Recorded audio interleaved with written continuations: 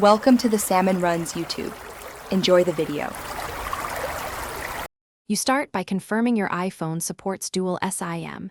Many recent models do eSIM plus Nano SIM or dual eSIM.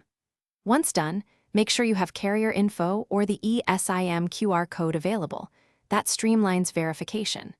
Now open Settings and tap Cellular.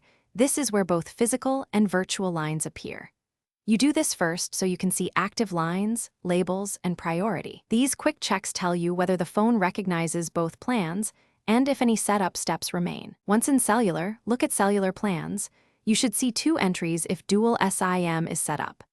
Tap each plan to view details like ICSID, label, and carrier. This explains which number is which. Next, check cellular data and default voice line settings to confirm which line handles data and which handles calls or messages by default. Make sure signal strength and carrier settings are present for both lines. That explains whether connectivity or carrier provisioning might still be required. To finish, actively test both lines. Place a call from each number and send a text to verify outbound identity. Change the caller ID if needed in the contact edit. Then browse using the cellular data line to confirm internet works. If something fails, try simple fixes. Toggle airplane mode, restart the iPhone, or remove and reinstall the eSIM profile. Those steps resolve most provisioning glitches.